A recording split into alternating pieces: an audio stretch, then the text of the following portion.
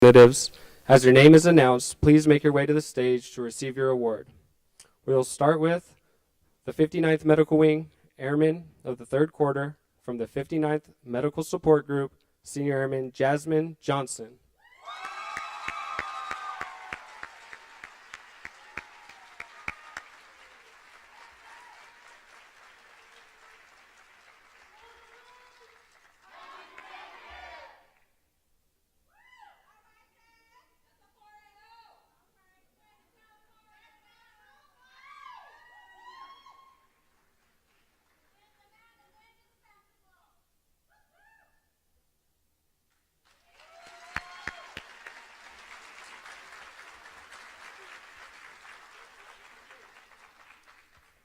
For the 59th Medical Wing, Non-Commissioned Officer of the Third Quarter, from the 959th Medical Group, Technical Sergeant Jonathan Ashby.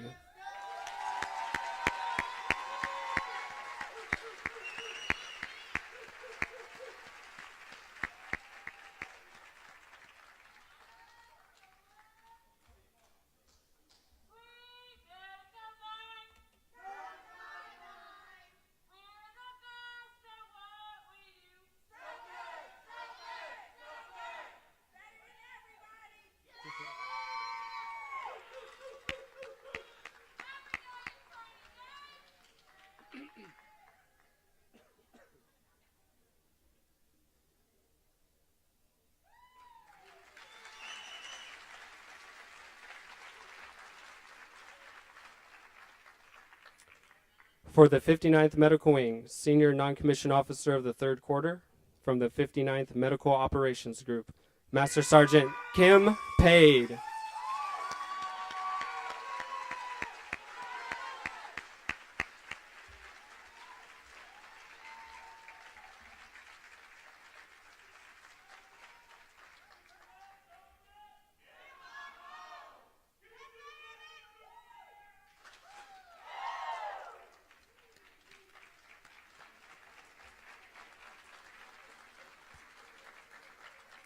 For the 59th Medical Wing, Company Grade Officer of the Third Quarter, from the 959th Medical Group, Captain Robert Barbera.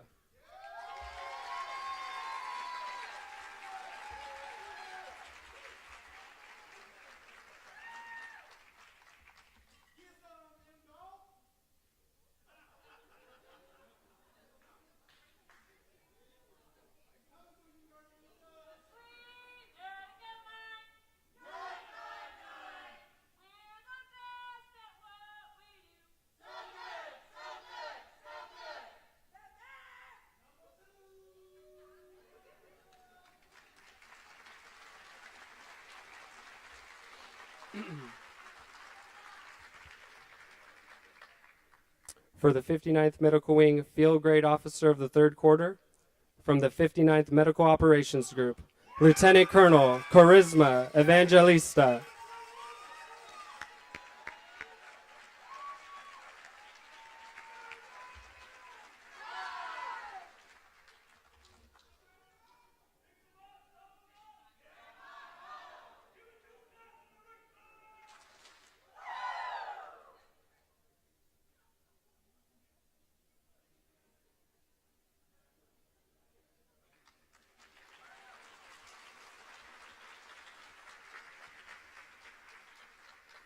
For the 59th Medical Wing Civilian, Non-Supervisory, Category 1 of the Third Quarter, from the 59th Medical Support Group, Mr. Paul Diaz.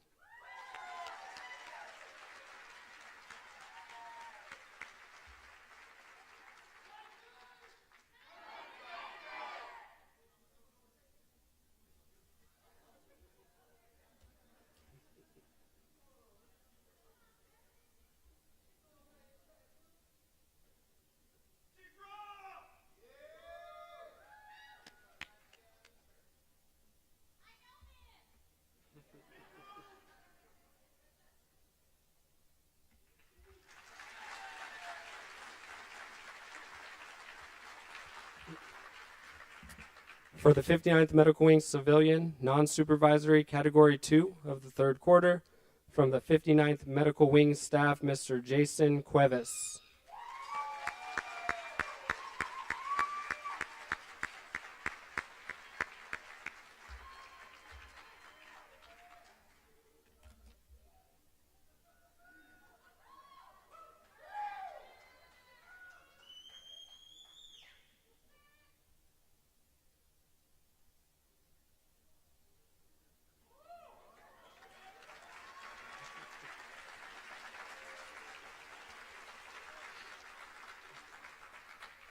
For the 59th Medical Wing Civilian Non-Supervisory, Category 3 of the third quarter, from the 59th Medical Operations Group, Miss Kimberly Panther.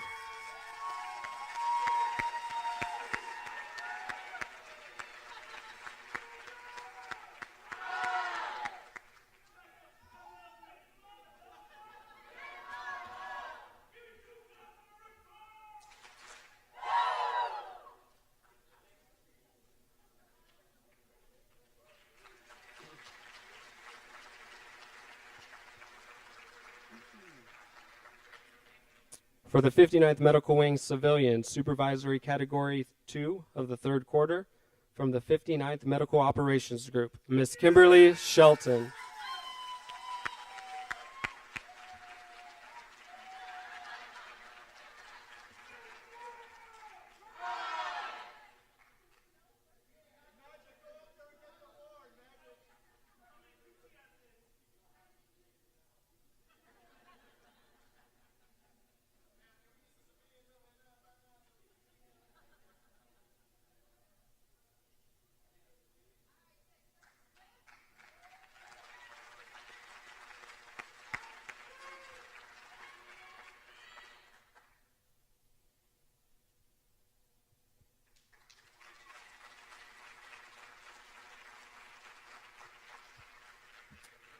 For the 59th Medical Wing Civilian Supervisory, Category 3 of the third quarter, from the 59th Medical Support Group, Miss Adriana Quintana.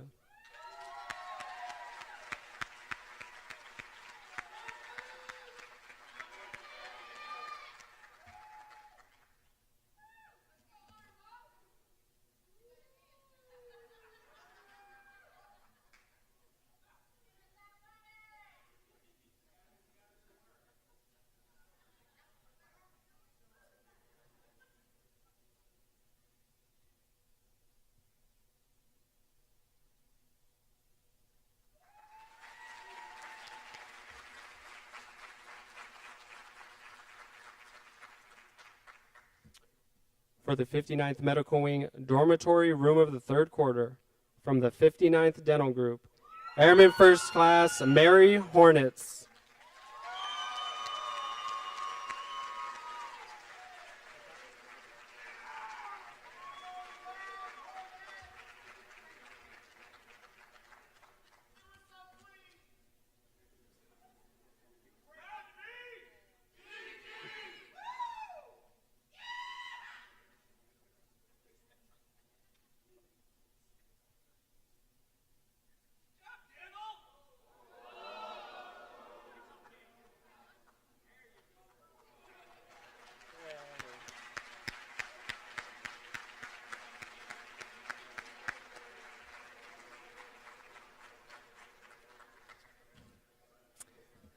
And finally, for the 59th Medical Wing Outstanding Team of the third quarter, from the 59th Medical Operations Group, the Picture Archiving and Communication System Team.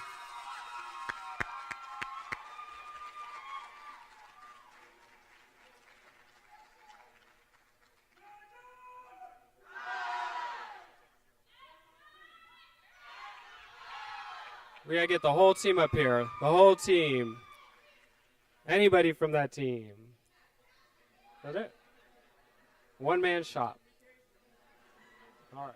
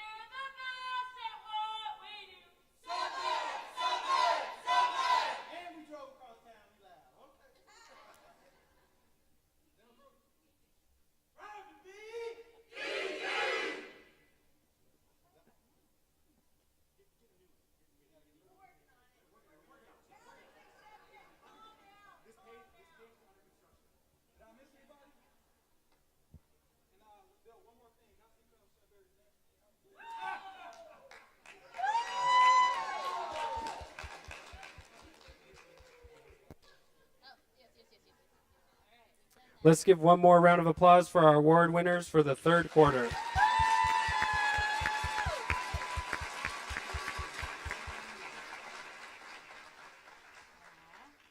We will now take a moment to review our recent Joint Commission survey. Brigadier General Foster, the floor is yours. All righty, thank you. Next slide. All right, so jumping right in. So we just had our Joint Commission, and I want you to give yourselves a round of applause because we only had 15 findings. They were completely impressed with everything that you do each and every day. So give yourselves a round of applause.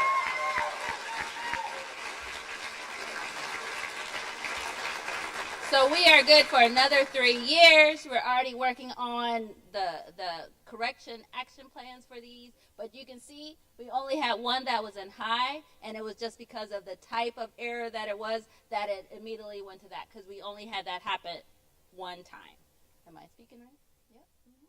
All righty, next slide. All right. We will now take a moment to recognize a few of our Joint Commission outstanding performers. Will the following members please join us on stage? Major Duck Ha, Master Sergeant Casey Grizzard, Master Sergeant Victor Myers, Master Sergeant James Zwiebel, Staff Sergeant Antonio DeLuna, Dr. Darylyn Bim, and Miss Nikki Vasquez.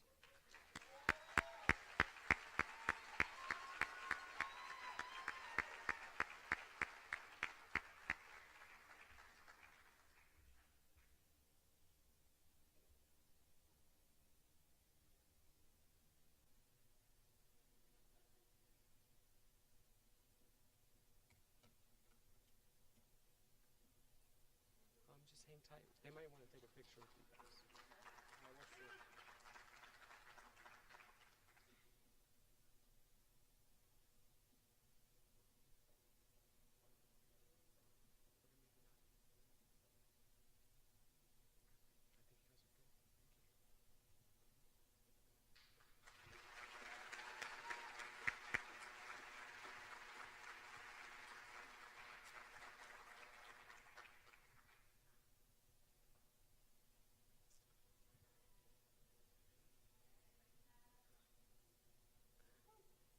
Next, I'd like to welcome Lieutenant Colonel Emily Sturgill to the stage to discuss our recent dorm renovation project. Good afternoon, everyone. Thank you, ma'am. I am delighted to be here today to highlight some of the dorm renovation project updates for you. And the best way to do that is a before and after photo. And so on the left, this photo was taken in June. It was one of the worst rooms and one of the unserviceable rooms in Building 1217. And on the right, this was taken in August. And so what I want to feature is that through many of your advocacy and through all of our efforts as the 59th Medical Wing, and there's not enough time to highlight everyone who contributed here, but thank you all for what you did. There was 140,000 square feet of walls that were painted, repaired, and patched, 18,000 square feet of plank flooring that was laid down and carpet removed, dehumidifiers added, hundreds of pieces of equipment that were evaluated and replaced, and then 100 new mattresses ordered in a matter of weeks. And that was from the advocacy here. And that is not alone in this. We partnered with CE, and part of the impressive aspect is that the 59th Training Group took this to a whole other level. And so they started having weekly strategic meetings at a group and squadron level with CE. And because of those meetings, and they were so, the ability to track the work orders, they stopped getting lost in the system and started doing QR codes. And then further, they were so impressed with their ability to keep accountability, and it wasn't pointing fingers, it was working together as a team. And so that partnership has really been what's most impressive out of all of this. And those meetings have been able to move to every other week. And I brought evidence today with me of that partnership. So this is the 59th Medical Wing Commander's Call, and we have several members from CE here today. And that's how impressive this is. They braved traffic all the way across town to be here for just the first few minutes to drive back, and I really wanted to highlight that partnership is something that came out of this. We have several members here in the audience as well that'll be highlighted that spent a lot of time at Building 1217 and deserve to be recognized. And lastly, Colonel Carruthers was able to petition CE into adding 65 trainees to the next cycle, and we had dropped to less than a dozen because of these issues. And so our partnership with CE is what allowed them to approve a number of trainees beyond what we would traditionally have because of our partnership. So, thank you.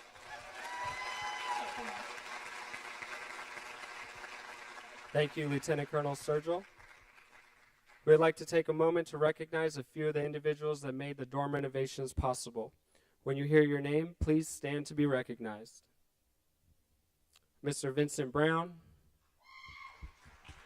Tech Sergeant Anthony Nold, Tech Sergeant Jose Hernandez, Staff Sergeant Loretta Fogel, Senior Airman Danielle Elisbo, Master Sergeant Ronaldo Meza, Tech Sergeant Ian Femiak, and from the 502nd and 802nd, Mr. Roger Wilkson, Mr. Kelly Kane, Mr. Billy Cox, Mr. Walker Stratford, Mr. Brent Verdeman, Mr. Chasten Lowe, and Mr. CeeLo Sullivan. Yes, so we can give just one more applause because this shows how far we can go together. So thank you.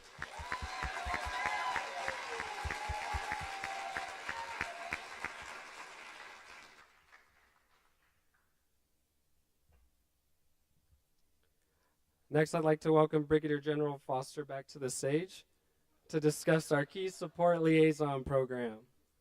Alrighty, and so reason why this is part of the slide deck is because there is a re-emphasis when it comes to family readiness. And so what they are doing is revitalizing, revamping the Key Support Program. It used to be the Key Spouse Program. And so go ahead, next slide.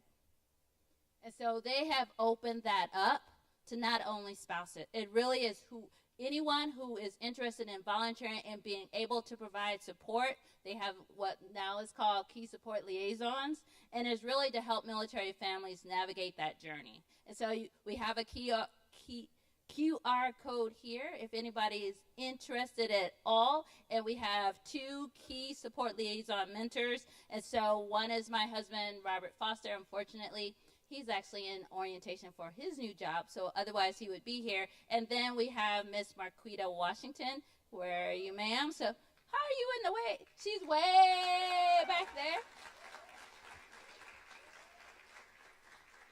And so they are truly here for you and your families. And so please don't hesitate to reach out to them. We'll make sure you have their information, and they are reaching out to the spouses of your leadership teams. And again, we are one family, and COVID showed us that we are not ready when it comes to our family readiness. And so this is really trying to get after that.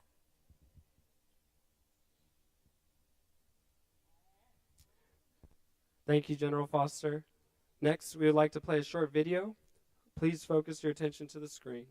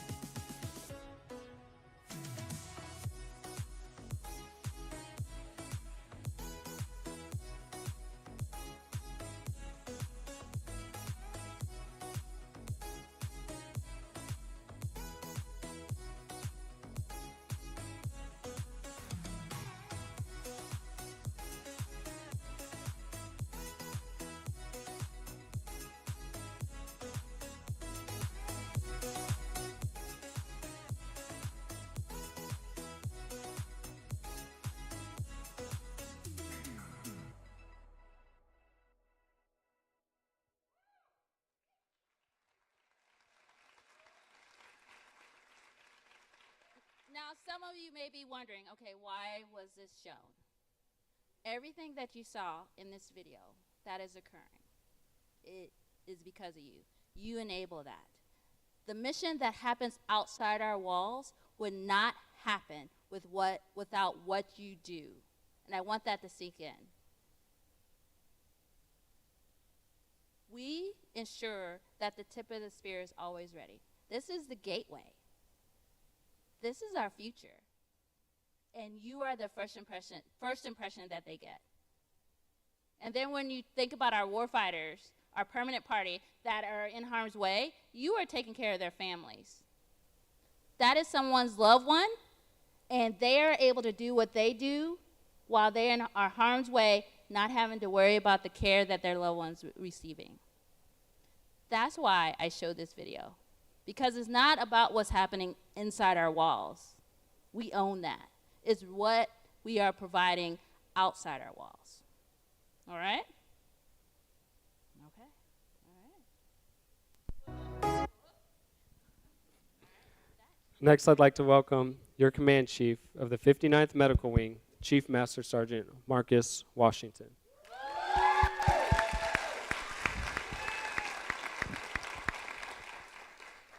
All right, so I was going to talk about the video, but the boss took all my words. You over here, ma'am. Your seat's over here. Your seat's. Well, she's the star. She can see what she want to see. Hey, so talking about that video we just showed you all, and what do y'all think? What was missing from the video? It was the medics. But that's okay, because the boss just explained what I was going to explain, that without you all, this does not happen. Hit the next slide for me. Next slide.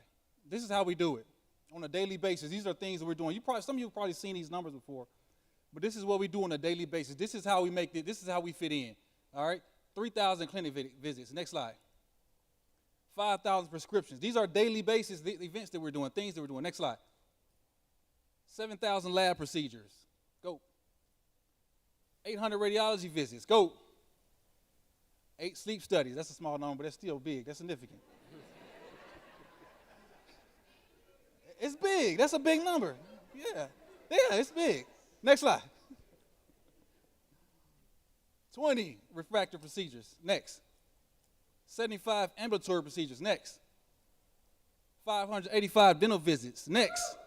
Oh, okay. Somebody love it. Next. Oh, back. And we do it all in an excellent fashion. So I just want to put that out there, how well we do this. We're taking care of everybody around this installation, all right? Over 150 different units on this, 150 different units on the installation. I mean, I can't even count the amount of people. I actually need to get that number. What our beneficiaries are, how many people we do support. But without you all, these missions do not happen. All those cool, fancy things that was happening on that video does not happen without this team right here. All right, so just remember that, and we do it in an excellent fashion. Next slide. But how do we maintain that excellence? How do we stay there? Say again? Discipline. Discipline. All these things are a part of our culture. Culture eats strategy. We can strategize on how we want to do it, how we're going to get after it, but if everybody doesn't have these different things in their culture, if this is not our mindset, we will not be successful. Starting with discipline and standards. That's the foundation. That's the beginning of what we're supposed to be doing. Everybody knows what the profession of arms is about. Everybody that's in here joined the military or you work for the military. So prior to joining the military or working for the military, you knew what the military was about. Military and standards, military and discipline. Those two words always go together. So we should not ever get that wrong. We should not be confused when it comes to that. The moment we do, that's the moment we start relaxing. And that's the moment we have those significant events that may cause patient harm because we're relaxing. We're not doing a standard. So when I say standard, we're talking about the little things too. Uniform wear. Proper military etiquette. Customs and courtesies. Shaving. Hair. Ponytails. All those different things are a part of the standard that we got to get after. We relaxed on that a whole heck of a lot, and we got to fix it. All right? Warrior ethos. That's their mindset. It's just truly having a warrior mindset. We are medics, yes, but we're in the Air Force. We're in the profession of arms, so we're warriors first. You're just warriors that can save lives. Keep that mindset. We got to have that warrior ethos. That's part of our culture. Mission over function. No individuality here. We should all be working towards the overall mission. Of course, we all have our functional duties that we have to get after, but all of those functional duties should be going after one individual strategy. That goes back to the one team, one fight. Well, the next one is one team. No matter what group or squadron you're in, no matter whose chant is better than the next one, when I said, is there a medic in the house, everybody said, yeah. We're on the same team. So we got to remember that. One team, one fight. And that goes along with everything we do. Our mindset when we're talking about DHA, that's our team. It's not us against them. It's not DHA did this to us. If we did something, we did it to ourselves because we are one team. So we got to remember that mindset. There shouldn't be a DHA this or DHA that. There shouldn't be an Army this or Army that because we're all on the same team. We got to remember that. Strategic alignment. The boss is going to talk about our strategy a tad bit. We're going to do some strategizing at the beginning of next month. But we got to make sure that once that strategy comes out, we are properly aligned within that strategy. Again, if not, we're going to fail because we're all going in different directions. So we got to make sure our culture is above everything else. All of these things should align with our culture. This should be our mindset as we come in. Have some discipline, have some warrior ethos, mission over function, one team, and strategic alignment.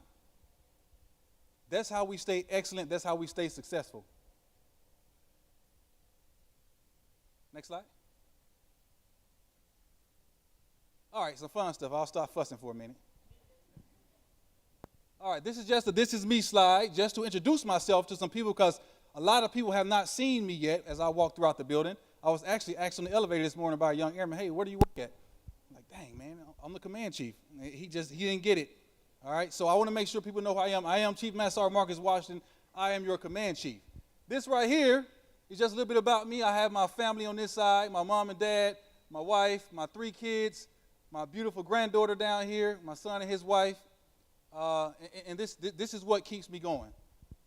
This is what keeps me motivated each and every day. I'm not getting rich in the military.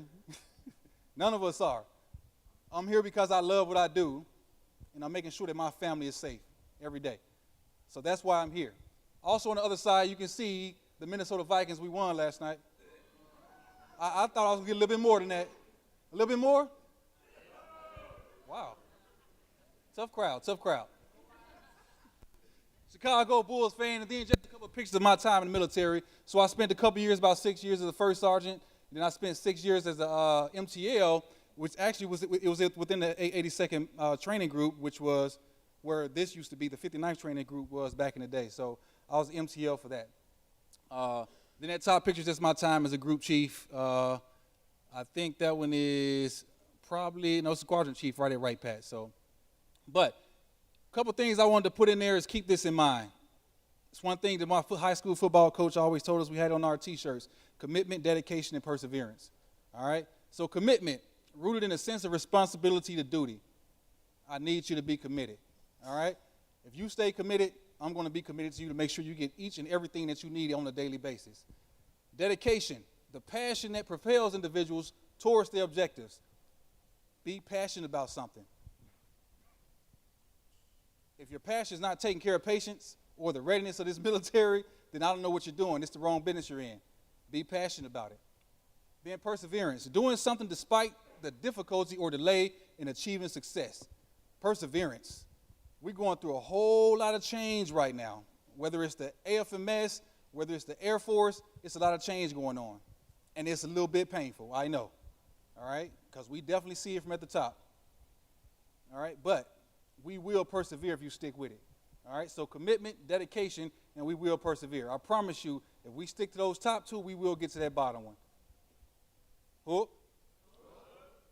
Next slide. As we proceed,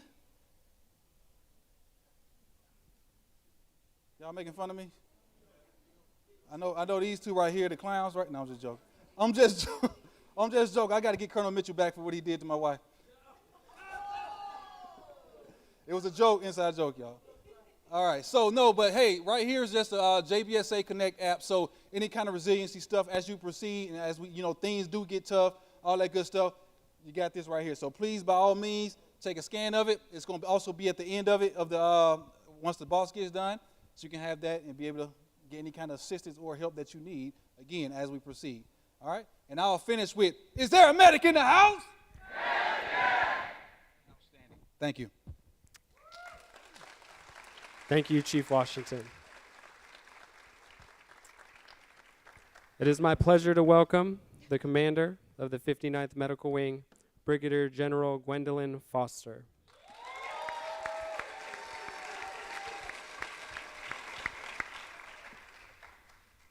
Next slide, please. All right. So you heard a lot what Chief was talking about, and all this is really just amplifying that. We know the landscape is changing. The Air Force that we needed back in OIF, OEF has changed. That environment has changed. If just in unclassed situations, when you look at China, the second island chains, the first slide is showing when we had air superiority. If that balloon goes up, we are not going to be able to have that. So we must compete and deter great power conflict. We have to be ready, because if we can't deter, we must prevail. Next slide. So what does that mean for us as medics? During OEF, OIF, we had the hardened facilities. We had the large footprint. We had the supplies that we needed. We had aircraft of opportunity. We didn't have to worry about from point of injury all the way to World 4. But if that balloon goes up, the scenarios say it'll be back like it was in World War II. Within 2 to 3 weeks, mass casualties, contested logistics, comms contested, wreaking havoc on resupply and our C2. We are going to be required to hold. And we're going to have to be able to use all modes of opportunity for evacuation. When you look at the news, when you're looking at Russia and Ukraine, and all the different ways that they're trying to evacuate, the days of that, again, air superiority and be able to do that, if that balloon goes up, we are not going to be able to do that. So we have to be ready. We have to be agile. We have to be prepared to move with the iron. Next slide. So, I know this is a busy slide. So, how are we getting after that? So, the Department of the Air Force has the core areas. So, they're looking at develop people, project power, generate readiness, and develop integrated capabilities. How do we get after it as an Air Force? Because like I said, that inflection point, our landscape has changed. We need to have mission over function. We can no longer sit in our functional lanes because of constrained resources. We have to be able to get after it as one team in one fight. But then we have the DHA. They're also trying to get after that. And so they're about improving health and supporting readiness. And so we have to be ready from a DHA perspective as well, because Congress is looking at us. The reason why DHA is on the scene, we had 12 different opportunities to get our life right as a DOD. They asked us, they said, the cost of healthcare is going up. Services said, we got it, we got it, we got it, until they said, we're gonna help you get it. And so when DHA is going to the Hill to ask for money, they're not saying the Air Force needs money, the Army needs money, the the Navy needs money. They say we need money. Now, the Air Force did have the best books. Yeah, I know, right? But at the end of the day, all of our books were read. Now think about that. If somebody came to you and said, we need more money, and their books are read, would you give them more money? Any yeses out there? All right. And so that is a virtuous tension, though. Because for us to get after readiness, as well as making sure we're being good stewards with our taxpayers' dollars, sometimes there's friction there. And so as an AFMS, we're still about providing that trusted care anytime, anywhere. Only we can do that. Next slide. So what is our Air Force Surgeon General and CMF doing to get after that? These are the priorities. So Lieutenant General DeGoes and Chief Woods provide operational medic capability to be organic components of our warfighting force elements. Ensure that airmen and guardians and their families have timely and quality medical care, and also meet DHA commitments. Again, that virtuous tension is palpable, because you see on the one side all the DHA lines of effort, and your DAF is going creating combat wings. So we have the deployed combat wing, we have the in-place combat wing, and those names may change, but your Air Force is changing to get after that mission so we can be ready.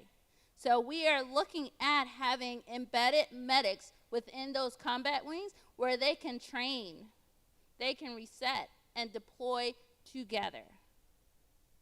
And the DHA is committing to supporting that, because those are the same assets.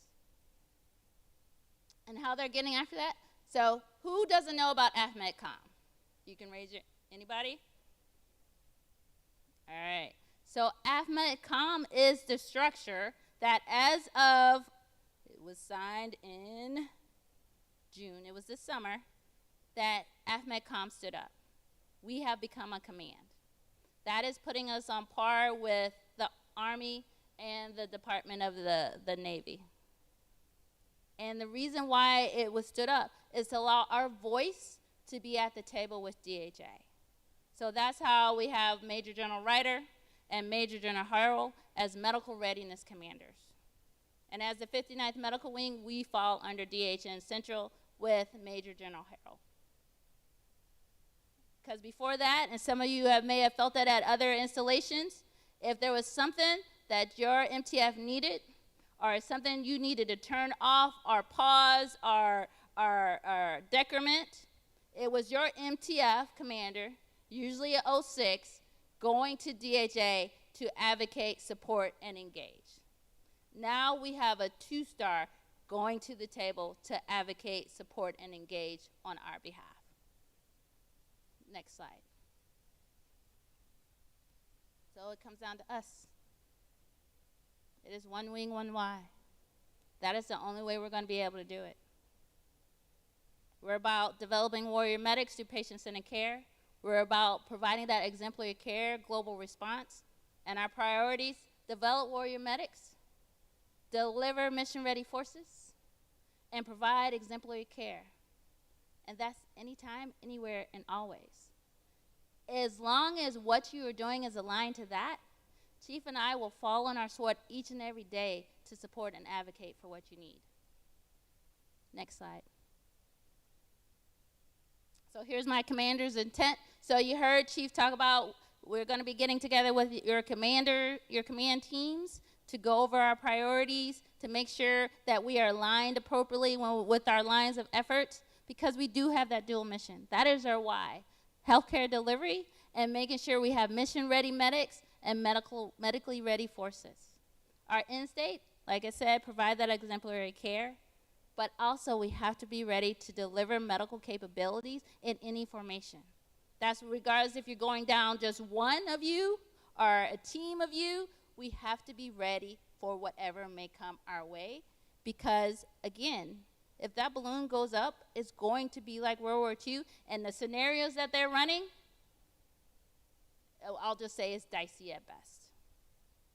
And they trust us implicitly to make sure that our warfighters are able to get back in the fight.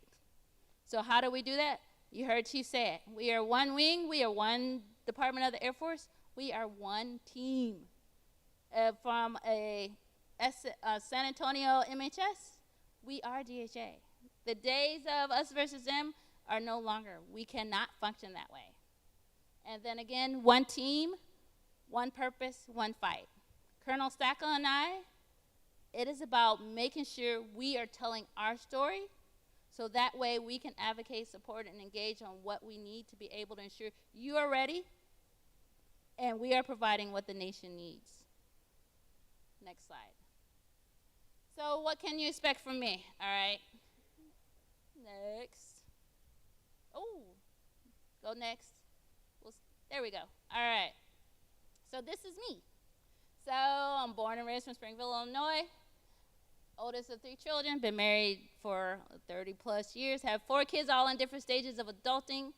I met my husband at AIT, so tech school, so we should have been a statistic, but we're hanging in there. We've been through 12 assignments, only 1.5 assignments where we were at geo batch, and my top 3, faith, family, Air Force, in that order. And on the other side, all right, I consider these books my classics. And so it really, that's my leadership style. That's my leadership philosophy. It's about serving you. I'm here to serve, to ensure that you can be the best you have the resources you need, and that's regardless of what uniform you wear. That's regardless of in and out of uniform. I am here to support you to be able to bring your best authentic self each and every day. So to be able to do that, I'll tell you a little bit about myself. So I am a blue, if those that may have not recognized that. I am by Myers-Briggs, I am an INFJ. By DISC, I am steadiness, and so harmony, consensus building. And so as far as my leadership style, it is about relationship building. Because we can't do this alone. I can't do this alone. I need you. And my job is to meet you where you are so I can walk alongside you to get us to where we need. And that's what your command teams here are committed to that as well. And then 2 of my favorite quotes.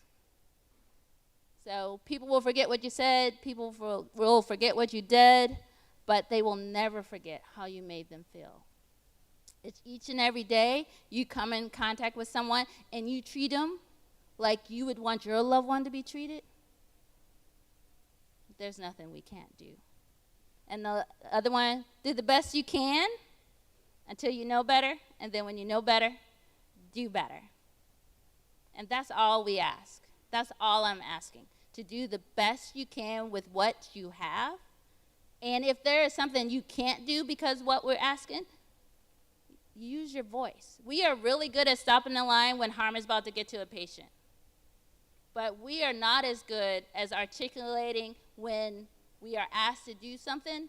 We will take on more and more at the detriment to ourselves. So we need you to use your voice. We are asking, I am asking, to do the best you can with what you have. And let us know if there is a conflict with that. Again, that virtuous tension is real. Next slide. So my commitment to you, to lead and follow through with grit, grace, and gratitude. General Alvin, your CSAF, he says the time to follow through is now. Because that urgency from Honorable Kendall, we are out of time. So again, my commitment is to follow through and foster a resilient, accountable ecosystem where there's inspiration, empowerment, trust, and connection. I will always be transparent with you. If I can't tell you something, I'm going to tell you that I can't tell you. Because I want you to know what I know, because it is upon us to tell our story. And then to have that unity and belonging, because if we have that, it's all about family taking care of family.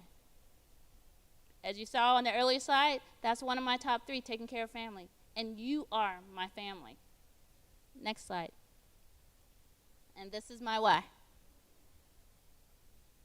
So let's see, over 30 years ago, at 17 years old, I raised my right hand because, well, I'll be completely transparent. My dad said, you will join, so I did join.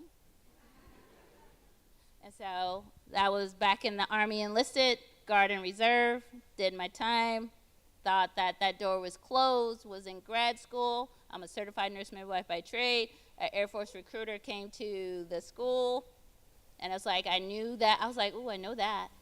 And I went to the Army. I will just say the brainwashing was good. So I went to the Army. But they were downsizing their midwives. So, and the Air Force didn't have any midwife slots. So I found a job in Elizabethtown, Kentucky, did 2 years of private practice, and then 9/11 hit. And that urge to serve resurfaced. And that time, I went straight back to the Air Force recruiter and asked, did they have any midwife slots? They said, we got 2. I said, I just want to go where they have the most babies. And so it was between Wilford Hall and Langley at the time. And they sent me to Langley. Because all I wanted to do is to do what I love and do it in uniform. And each and every day when I put on this uniform, this is why I continue to do what I do. Because it's about serving. And making it a little bit better, leaving it a little bit better for those behind us.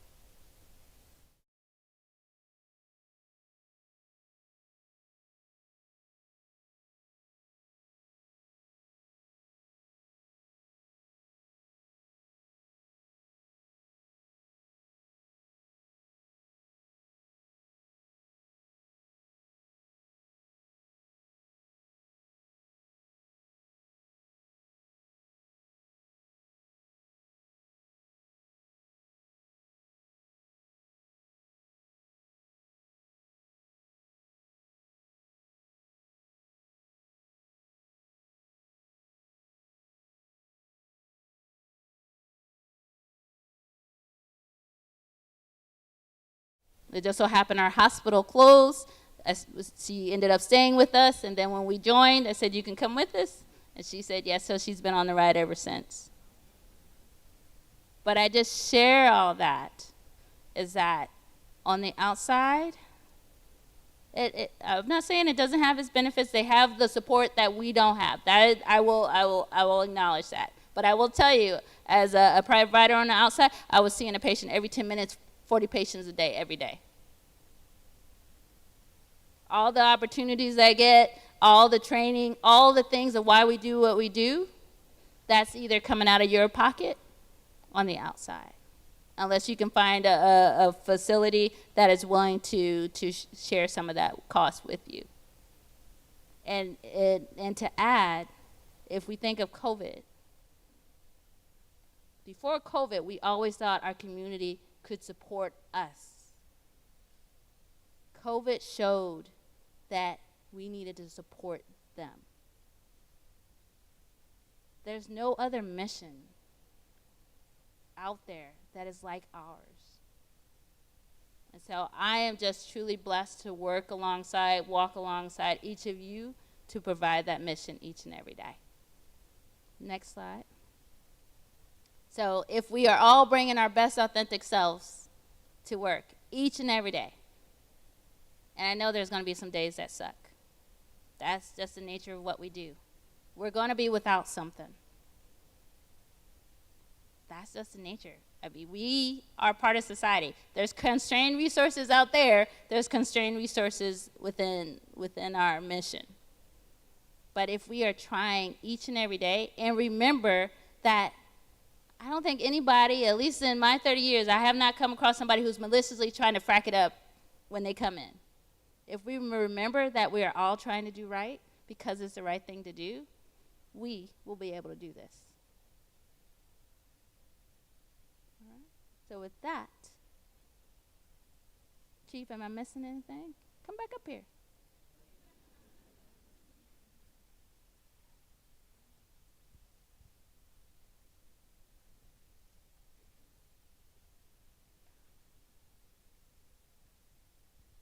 because it's truly going to take all of us.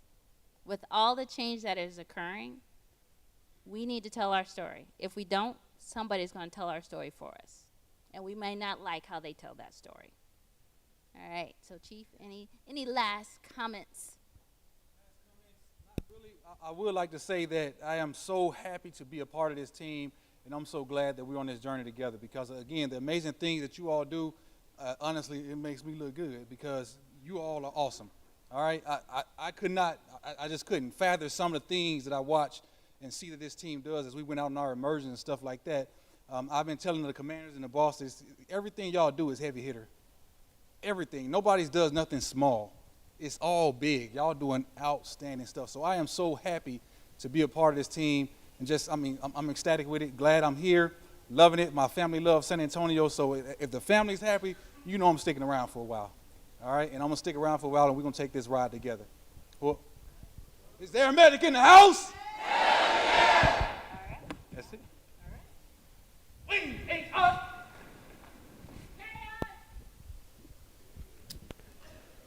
This concludes today's event. Thank you for attending today's Commander's Call.